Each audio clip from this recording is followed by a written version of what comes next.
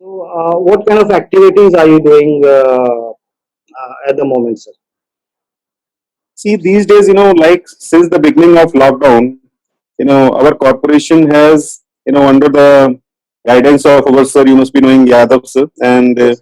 we have roped in, the essence like the vendors, street vendors who are having like licenses with us and working as a mobile street vendor. So we have roped in more than 150 street vendors to supply vegetables, fresh vegetables and fruits in the streets, in the sectors, in the villages, and later they have been shifted to CTU buses also.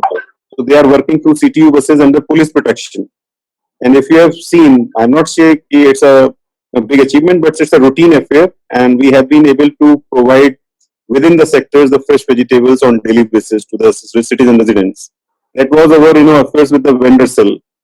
And as far as under NULM, we have engaged SHGs, self-help groups, and area level federations in reaching to the wider communities of women and urban poor families in for distributing for first manufacturing of masks and then distributing those masks into that community.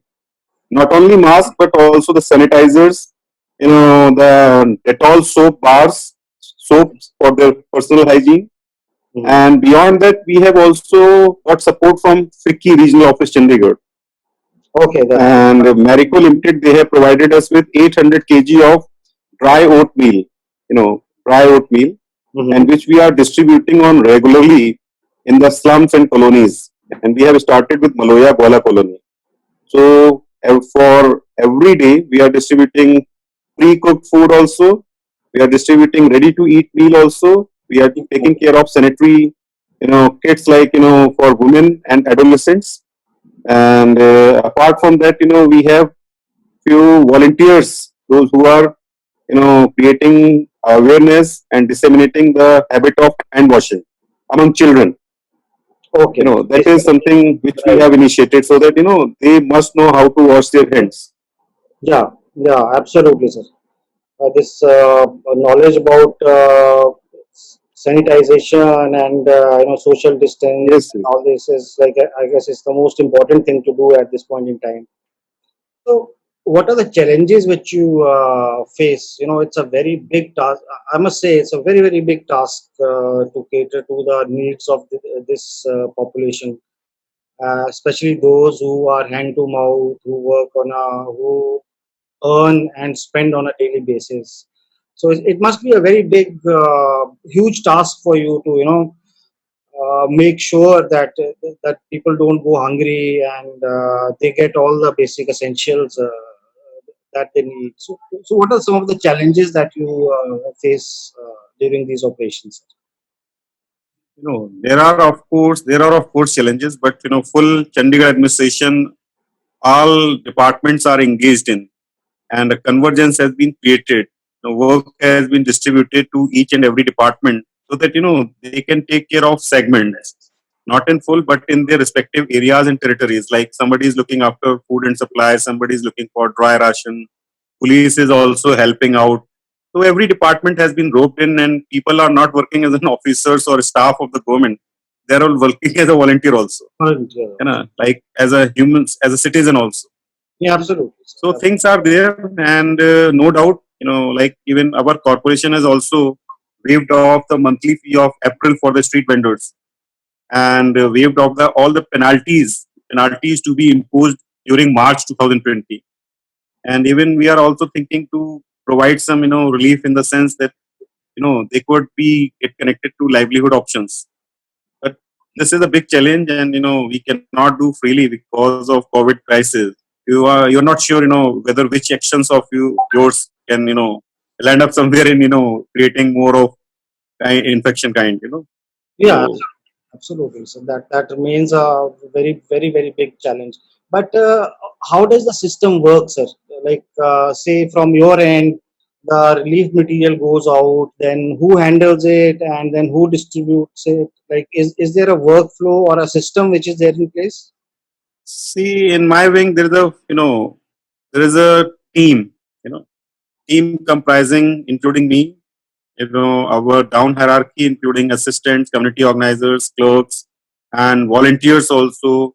And we have taken help even not say help, but assistance from good number of civil society organizations. So their persons used to volunteer for us in field Okay. connectivity, Okay. providing transport, Okay. distribution channels.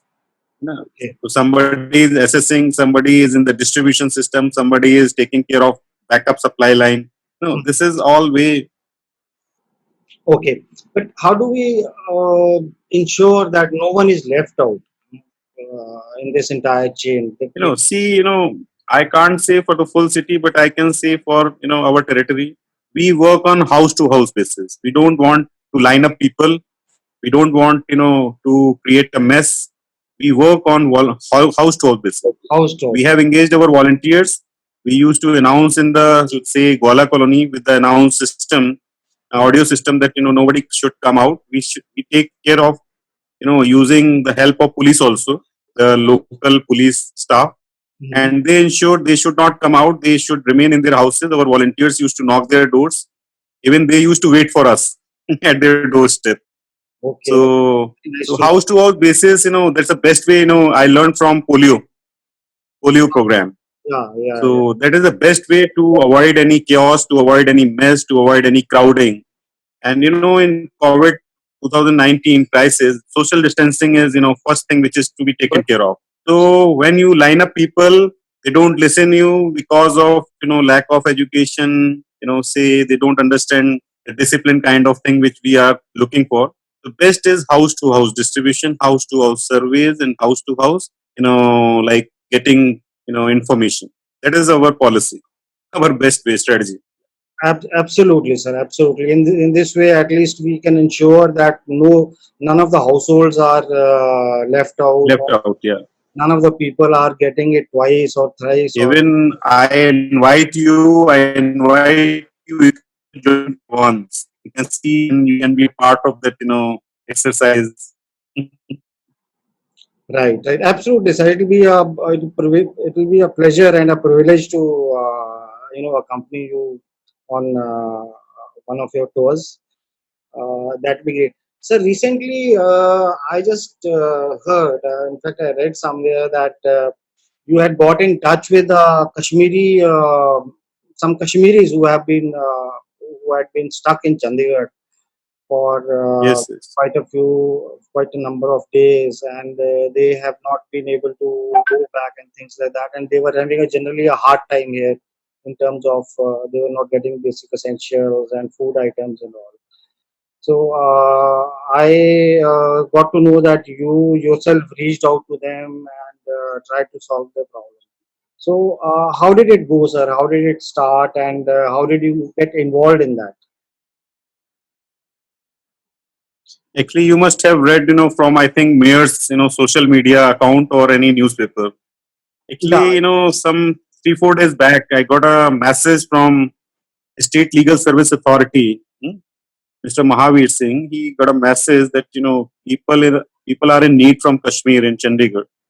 And he said, why don't you connect somebody for relief? Then we thought to share it with our mayor and commissioner. Then we assess the situation, we assess the then the requirement by sending our staff, and they assessed, and we got them a list of items which they were actually looking for. One Okay. thing they were looking for, evacuation. So evacuation was not my area. Right. So we referred them to discuss it with the deputy commissioner office. But Right. as far as relief was concerned, we provided them with basic necessity items like flour, rice, edible oil, electric heater, and some spices, sugar, salt, and all those things which they have required. So we have them provided. We also extended counseling from our one of the sociologists, Dr. Sumit Arora. We have roped in. Yes, He sir. counseled all the 16 men, Okay. because they were having depression. They were given counseling on coping mechanism, engaging themselves, Okay. interpersonal relationship. And later we also introduced thermal scanning of all the 16 persons. So our trained staff from MOH, they screened them with thermal scanning so that they can be also aware, and we can also be aware that nothing is there and everything is all right, and they have to wait for a good time to come. And this is all we did. Okay.